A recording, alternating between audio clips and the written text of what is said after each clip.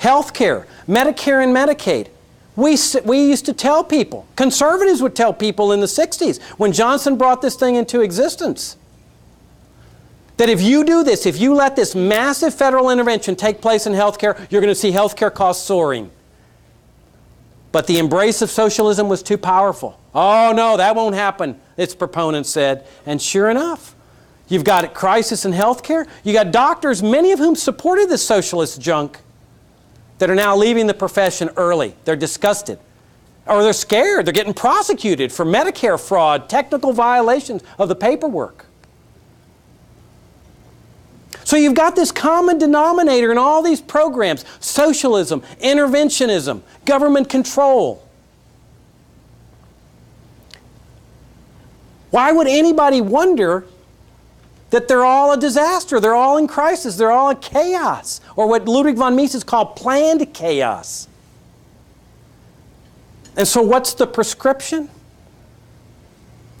The prescription is to go back to founding principles of this country. What are those founding principles? Free markets, individual liberty, limited government. I mean, set aside the tragic exception of slavery and think in terms of the Declaration, the Constitution, the Bill of Rights. We're talking about free markets, individual liberty, limited government. Therein lies the treatment, the surgery, the prescription, the medicine as to what ails this country. Now, there's still a big elephant in the room. And it's an elephant that has to be addressed. Because if the elephant is not confronted, then there will not be freedom in this country. No matter how much you concentrate on property rights here, no matter how much you end to socialism, unless you confront the elephant, you will not have a free society. Because it is with that elephant where you have the greatest threat to your individual liberty, to your well-being, to your pocketbook, to your prosperity. And that elephant is U.S. foreign policy. Generally, specifically, the occupation of Iraq. They tell us that everything changed on 9/11. Everything changed. This is nonsense. This is a denial of reality. Nothing changed on 9/11. 9/11 was just a continuation of what had gone before, and provided the excuse to continue what had gone before.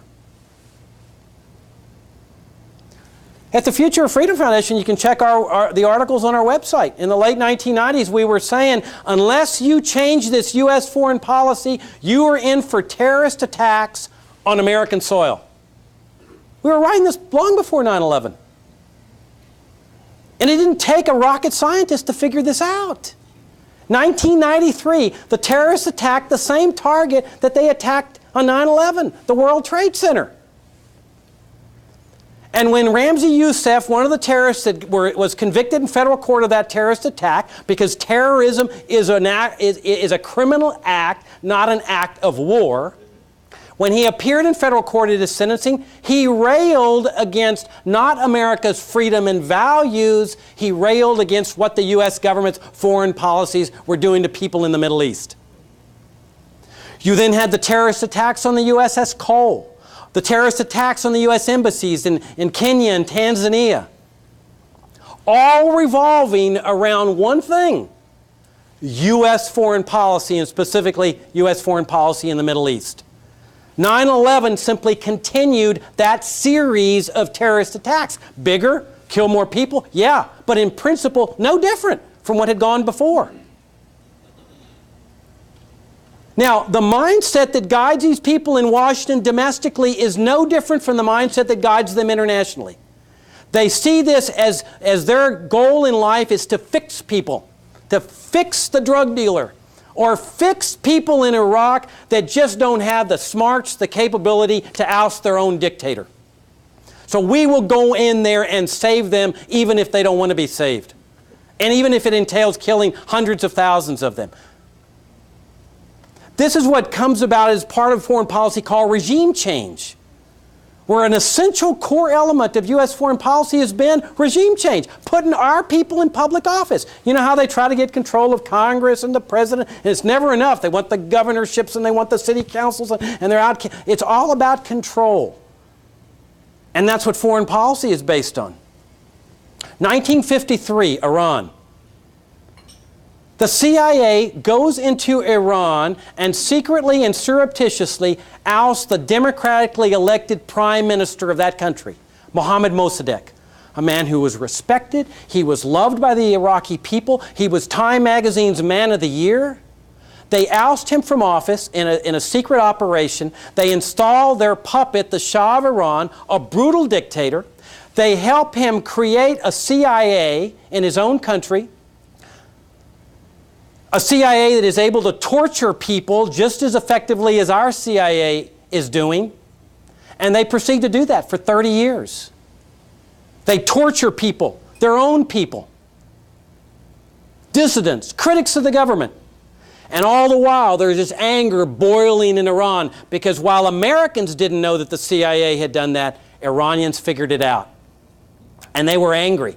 I mean, imagine if right now you learned that some congressman here, a candidate, had gotten a check from some Chinese official or a campaign contribution. I mean, would not the Justice Department go bananas of foreign influence in elections, indict that candidate for accepting a foreign contribution? This is a government ousting a prime minister of another country. And they figured it out. So when that anger finally erupted in their revolution in 1979, yes, they took government officials hostage. But what was the U.S. government's response? We're innocent. We don't know why they're so angry at us. Oh, they're trying to help them. Guatemala, 1954, they did the same thing, ousting the democratically elected president of the country. Never mind, they threw the country into civil war that killed more than 1 million Guatemalans. There's also the support of brutal dictators. Not just the Shah of Iran, not just Musharraf in Pakistan, a military general who took over in a coup and who won't allow elections in his country. How about the biggest dictator of all in our time? Saddam Hussein. Remember him? The man they call the new Hitler? Throughout the 90s, the new Hitler? Go on the internet and Google Donald Rumsfeld shaking hands. And you'll see the famous photograph of Rumsfeld shaking hands with Saddam Hussein.